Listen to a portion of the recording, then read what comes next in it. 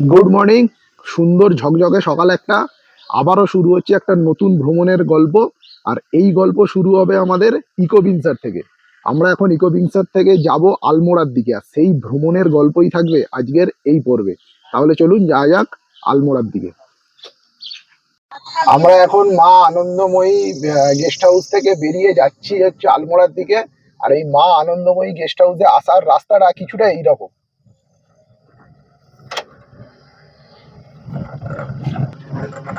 মানে রাস্তাটায় আসার পথে বা যাওয়ার পথে তোমরা একটা ফুল অ্যাডভেঞ্চার পাবে। ভগবান আমাকে বাঁচিয়ে নিল মা। মাম্মা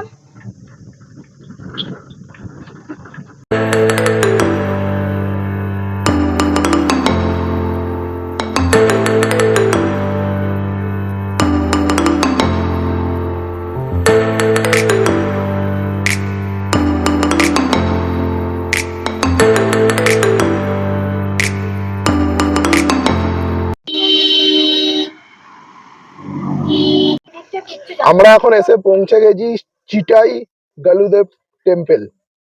দেখা যাক কিরকম টেম্পলটা, আপনাদেরকেও দেখাই।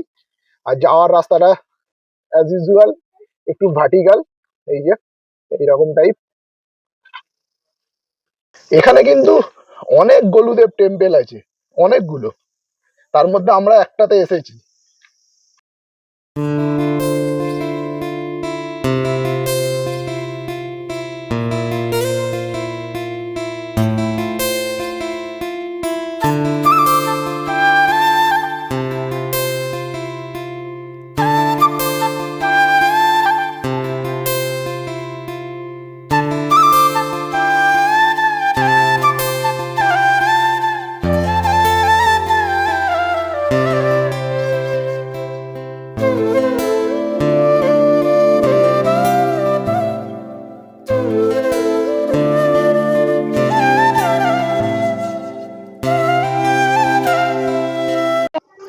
এই মন্দিরটাকে গলুদেবের টেম্পেলও বলে, আবার অনেকে ঘন্টা টেম্পেলও বলে বা ঘন্টা মন্দিরও বলে। তার কারণ হচ্ছে এখানে অনেকের অনেক রকমের মানত থাকে, তারা এই ঘন্টার মাধ্যমে কিছু লিখে এখানে সেই ঘন্টাতে বেঁধে টাঙিয়ে দিয়ে যায়। তাদের যা মনের ইচ্ছা থাকে, যা কিছু থাকে, সে বিয়ের কার্ড হোক বা আপনাদের মনের যা ইচ্ছা আছে, সবই গলুদেবের মন্দিরে এসে এই ঘন্টার মাধ্যমে লিখে টাঙিয়ে দিয়ে যায়। তাই এটাকে অনেকে ঘন্টা মন্দিরও বলে। গলুদেব টেম্পল ঘুরলাম, খুব ভালো লাগলো আর খুব সুন্দর। কিন্তু এখানে হনুমানের বড় উৎপাত। আলমোড়ায় যখন আপনারা আসবেন তখন কিন্তু এই গলুদেব টেম্পল অবশ্যই একবার ভিজিট করবেন।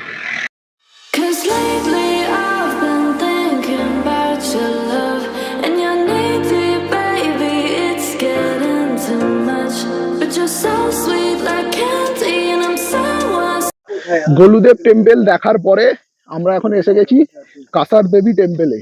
এখানে ওঠার সিঁড়িটা একটু ভার্টিক্যাল, খুব একটা বেশি ভার্টিক্যাল নয়, মোটামুটি আপনারা হেঁটে উঠতে পারবেন। চলুন তাহলে যাওয়া যাক কাসার দেবী টেম্পলের ভিতরে। মন্দিরে ওঠার মুখেই একদম এইখানে জুতো খোলার স্ট্যান্ড আছে, আপনারা এইখানে জুতো খুলে মন্দিরের ভিতরে ঢুকে যাবে। কাসার দেবী টেম্পল নাসার এক্সপ্লেনেশন অনুযায়ী পৃথিবীর 3টে জায়গার মধ্যে একটি হলো ভারতের এই কাসার দেবী মন্দির, যেখান দিয়ে ভ্যান অ্যালান বেল্ট পাস করেছে। এটি একটি প্রবল তড়িৎ চুম্বকীয় ক্ষেত্র। বিশ্বের বাকি দুটি স্থান হলো ইংল্যান্ডের স্টোনহেঞ্জ আর পেরুর মাচু পিছু। ইলেকট্রোম্যাগনেটিক ফিল্ড হবার দরুন এখানে পজিটিভ এনার্জি প্রবলভাবে অ্যাক্টিভ, যার ফলে এখানে ধ্যান মেডিটেশন করলে খুব সহজেই তার ফল লাভ হয়। খুবই শান্তিপূর্ণ স্থান সেটা, এখানে এলেই অনুভব করা যায়। আলমোড়ার কোলাহলের মধ্যে না থেকে এখানেই আপনারা চাইলে রাত্রিবাস করতে পারেন। আলমোড়া থেকে এই কাসার দেবী টেম্পলের দূরত্ব মাত্র 7 কিমি। কাছাকাছির মধ্যে বেশ কিছু ভালো হোটেল, রিসর্ট, হোমস্টে আছে। আরও কিছু নতুন তৈরি হচ্ছে দেখলাম আমরা। এই স্থানটিতে 1890 সালে স্বামী বিবেকানন্দ এসেছিলেন এবং একটি গুহায় বসে ধ্যান করেছিলেন। তারপরেই এই স্থানটির মাহাত্ম্য গোচরে আসে। প্রচুর বিখ্যাত বিদেশি মানুষ এখানে এসেছেন। এখনো অনেক ফরেনার আমরা দেখলাম এখানে।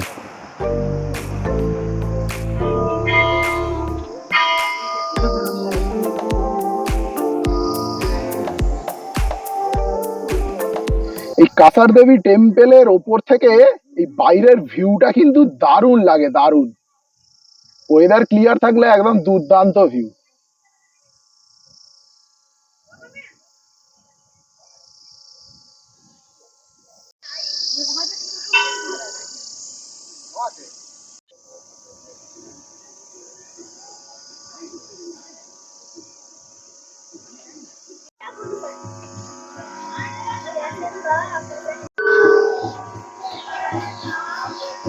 পাহাড়ে আসবো আর মোমো না খেলে হয়?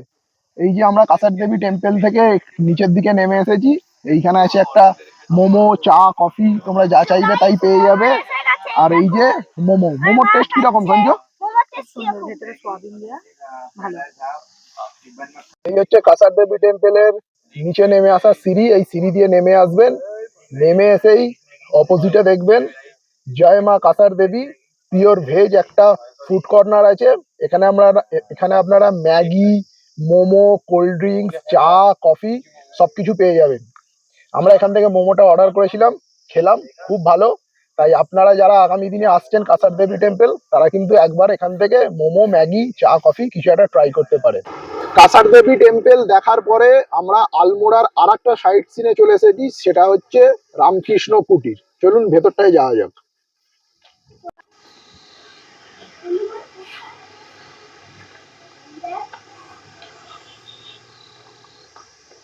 এখান থেকে কিন্তু এই রামকৃষ্ণ কুটির থেকে একটা দুর্দান্ত ভিউ পাওয়া যায়, দারুণ ভিউ পাওয়া যায় একটা।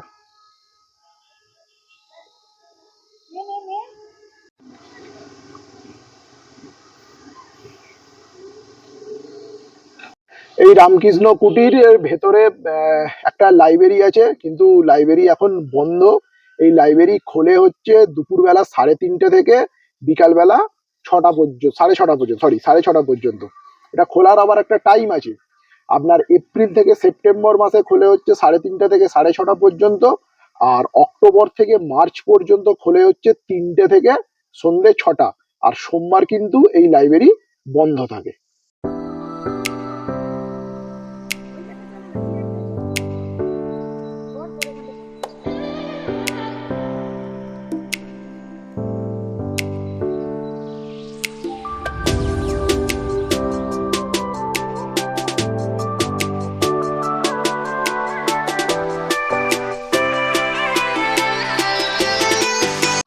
আলমোড়া থেকে এবারে আমরা ট্রান্সফার হব মুক্তেশ্বরের দিকে।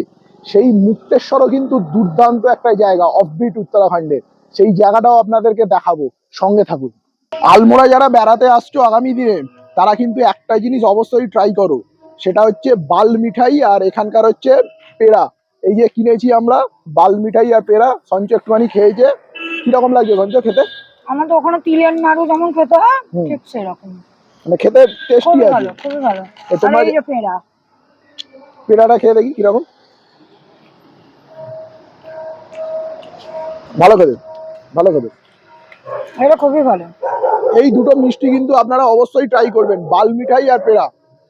এটা কিন্তু আমরা জানতাম না, এটা আমাদের দাদা সমরেশ দা বলেছে যে এই দুটো মিষ্টি এখানে ট্রাই করতে আলমোড়াতে। খুব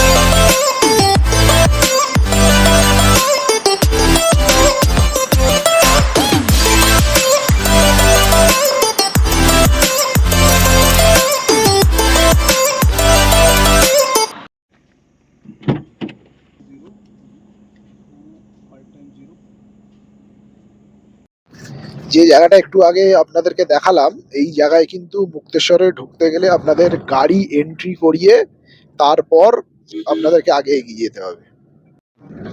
গাড়ি ছাড়, ভিউ দেখ।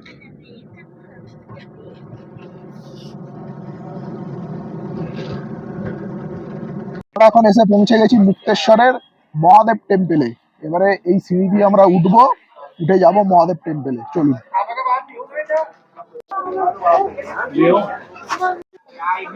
সিঁড়ি নেই, সমান রাস্তা, উঠতে পারবে সবাই। মুক্তেশ্বরে এলে কিন্তু এই মহাদেব টেম্পেলটা অবশ্যই দর্শন করবেন। এই ধরনের রাস্তা।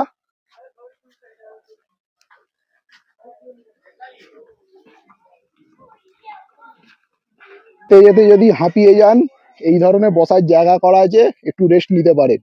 আর আমি যেটা প্রথমে বলেছিলাম, সমান সিঁড়ি করা আছে ঠিকই, কিন্তু মন্দিরটা অনেক উঁচুতে, মানে ভার্টিক্যাল একটু। যারা বয়স্ক তারা কিন্তু একটু ভাবনা চিন্তা করে আসবেন, আর যাদের হাঁটুর সমস্যা আছে তারাও খুব ভাবনা চিন্তা করে আসবেন, কারণ এই মন্দিরটা সমুদ্রপৃষ্ঠ থেকে প্রায় 2290 মিটার উঁচুতে।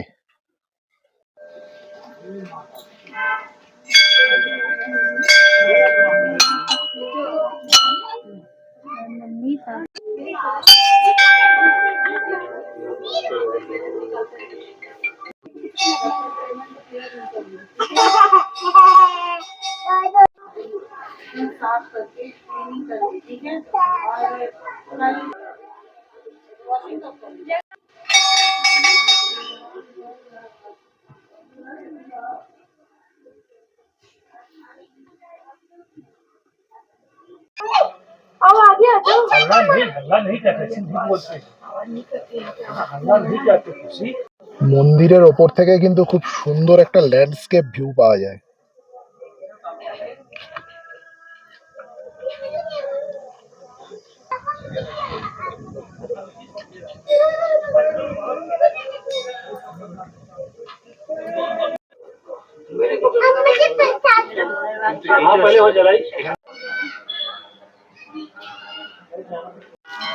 মুক্তেশ্বর মন্দিরটা ঘুরে এলাম ওপর থেকে, খুব সুন্দর আর খুব ভালো লাগবে আপনাদের। ওপর থেকে মুক্তেশ্বরের একটা খুব সুন্দর ভিউ পাওয়া যায়।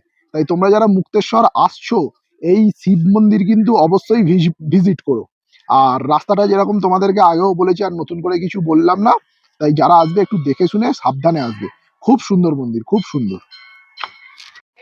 এই মন্দিরে এলে খাবারের কিন্তু কোনো অভাব হবে না। এখানে কিন্তু প্রচুর ফলের জুসের দোকান আছে, তারপরে ম্যাগি আছে, আলু পরোটা আছে, রাজমা চাওয়াল, এই যে সব খাবারের দোকান, এগুলো দেখিয়ে দিলাম আপনাদেরকে। এই দেখুন, সামোসা আছে, অনেক কিছু আছে খাবারের দোকান।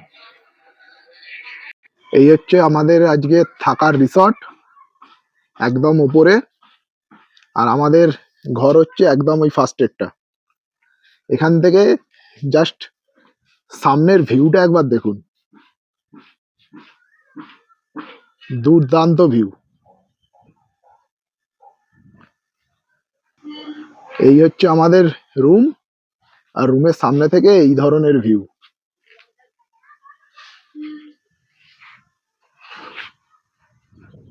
রুমটা একটু দেখিয়ে দিই। এই হচ্ছে রুম, একটা কিং সাইজ বেড আছে, এদিকে একটা টেবিল আছে, দুটো চেয়ার দেওয়া আছে, আয়না আছে, ওইদিকে একটা বড় কাবার্ড আছে, এদিকে একটা বেশ সুন্দর জানালা, বাইরের ভিউ দেখা যাচ্ছে। একটু টয়লেটটা দেখিয়ে দিই। বেশ সুন্দর টয়লেট, গিজার তো আছেই, এখানে বোম ফেলার জায়গা, আর বেশ বড় টয়লেটটা। আর সব থেকে বেস্ট পার্ট হচ্ছে এইখানের এই যে জানলাটা আছে, এটা সরিয়ে দিলে একদম এই হচ্ছে বিছানা, বিছানা থেকে এই হচ্ছে ভিউ। দারুণ দারুণ।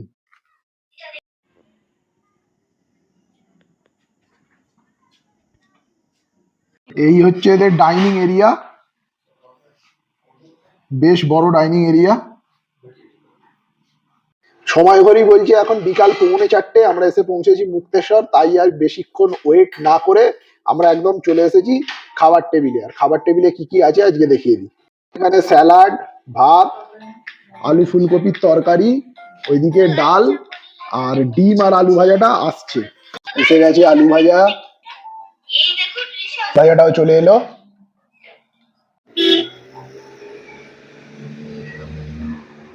নিচে থেকে আমাদের হোটেলের ভিউটা একবার দেখে নিন, এই ধরনের ভিউ। এই জায়গাটা এত সুন্দর না, মানে কি বলবো, মানে 1 কিংবা 2 দিনের ছুটিতে এখানে এসে থাকতে আপনাদের ভালো লাগবেই। বন্ধু বান্ধব হোক, নিজের প্রিয়জন হোক, যার সঙ্গে খুশি, এইখানে এসে এই পাহাড়ের কোলে ছোট্ট এই রিসর্টটা এত সুন্দরভাবে তৈরি করেছে, আপনাদের রীতিমতো ভালো লাগবেই। আর সময়ও কেটে যাবে, সামনের দিকের এই ধরনের ভিউ দেখতে দেখতে আপনাদের সময়ও কেটে যাবে। দারুণ ভিউ, দারুণ সামনের ভিউটা। আমি যখন থেকে রিসর্টে ঢুকেছি ও কিন্তু আমার সঙ্গে সঙ্গেই আছে। এমনকি এই হচ্ছে আমাদের রিসর্ট, আর এই যে ও চলে এসেছে একদম টপ ফ্লোরে সিঁড়ি দিয়ে, এসে এইখানেই শুয়ে আছে, এইখানেই সব কিছু করছে।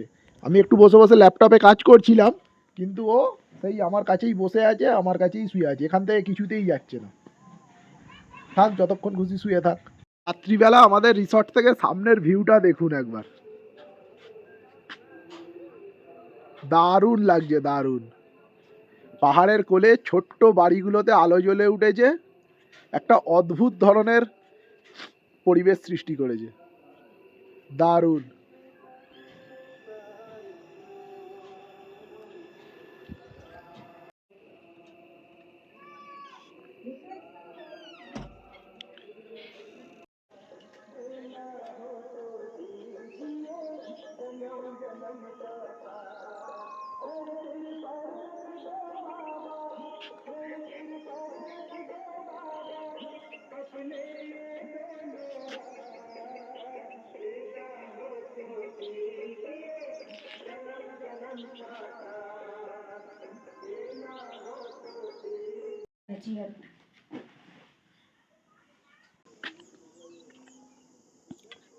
গুড মর্নিং, আমি আছি এখন মুক্তেশ্বরে।